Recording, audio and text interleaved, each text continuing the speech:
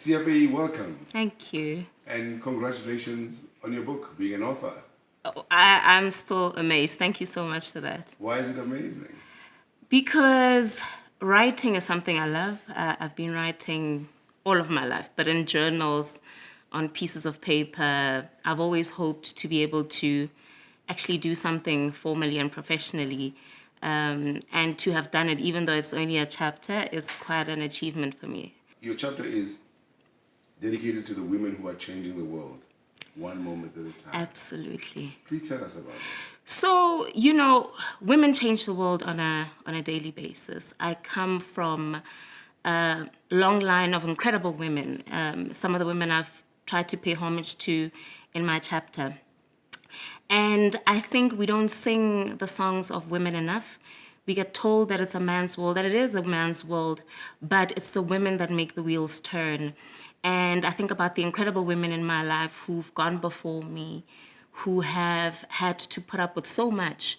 And I think of myself coming into corporate South Africa with no understanding of the challenges that it would bring forward to me and really having to walk through those. So it really is just saying that you can if you want to. I speak about women. My chapter in particular is about women. But I was raised by an incredible father. My best friend in the world is my father. I come from a family filled with love, and my father celebrated his children. He celebrated my mother. He showered her with love. And I think it's that strength and seeing that permitted me to be fully me. And, I think if I hadn't come from a family where my father had celebrated us as his girls and told us to be fully who we are, corporate South Africa would probably have broken me. But it's that strength from my dad that just allowed me, even today, to be who I am. I'm not a conformist. I am Seapei. Whether you like that or not, that's who I really am. Mm. The title of your chapter is "It was never meant to be a man's world, Yeah. man's game." Yeah. But it still is a man's game. I mean, you are in Aspire Advisory Service, developing businesses. Yeah. Black women are still the highest, make the highest number of unemployed people in South Africa. How do we change that? I think women need to be certain about the value they bring. I often say, I've got a niece who I raised along with my parents, and I think we've raised a strong woman in her. And if I ever had any girl children, I'd raise them as boys. There's just an assurance that men have about who they are. And it's something I love and I celebrate. Men are very certain about who they are, whether it's in the workplace or in the home or in society or even in a social setting.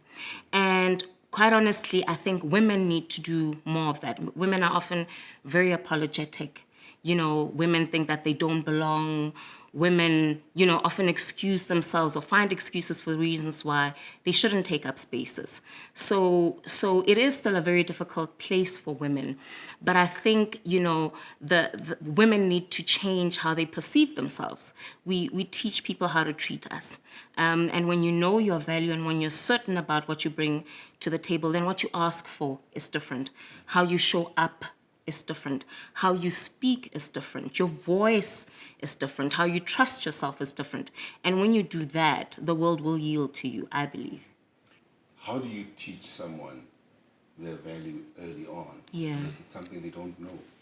And so value is not just monetary. Value is everything about you. Value is what you will put up with versus what you won't put up with. A lot of us are thrown into corporate cultures that, and you'll know, it's that sixth sense. It's that sense that what I'm being asked to do goes against who I am, right?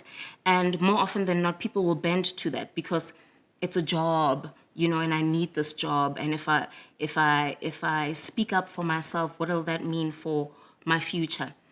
It took me a good long time to trust my inner voice. I'm so comfortable right now saying just what I will do and what I won't do. But it took a long time for me to get there. And so in your experience, that value, that understanding who you are is exactly that. What you will do, I think it starts with that. What you will do versus what you won't do. So mentorship is an important part of it, I would imagine. Absolutely. Tell us about your firstly meeting Mike and the mentorship program. So I have been blessed to have incredible mentors throughout my corporate career. I think I touch on it a little bit in my book. And the strength of that, even today, is astounding in my view. In my very first corporate job, I found an executive who just took a liking to me and just kept me by his side and had conversations with me that no one else was having with me. Probably mentioned my name in rooms or around tables where my name would ordinarily never have gotten mentioned. And because of that, I've always been looking for mentorship. So I met Mike when he came in as chairman of Rolf's Holdings. So I was on the board of Rolf's. And Mike took over from Mr. Bulelani Nguka.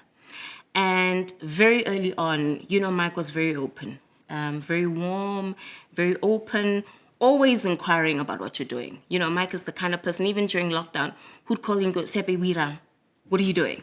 It's 7 o'clock in the morning. Are you up? Are you being effective? Do you need help?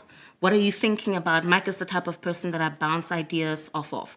Mike, this is what I'm thinking of doing. Mike, this is where I'm stuck. Mike, I'm taking this on in business. What do you think of that?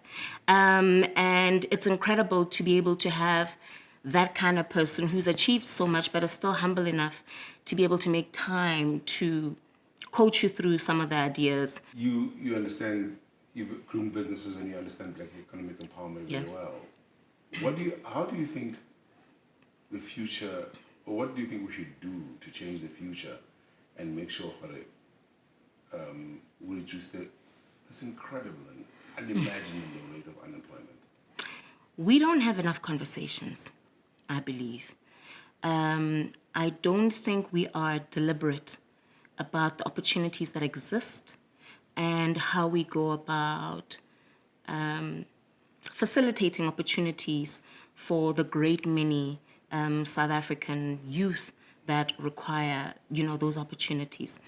I often challenge my friends and say, when we get together, we talk about the children, the husbands, the boyfriends, the businesses, the mothers, health, and only in the dying minutes of a 6-hour girls' session do girls say, oh, by the way, ladies, I'm doing this. Almost, apologetic about how we need to be responsible and responsive to the economic challenges of our country. We really are trying to engender, just in my small circle of friends, that when we get together, whether it be 2 or 3 of us, the first thing we need to talk about are the things that we're working on. So what projects am I working on?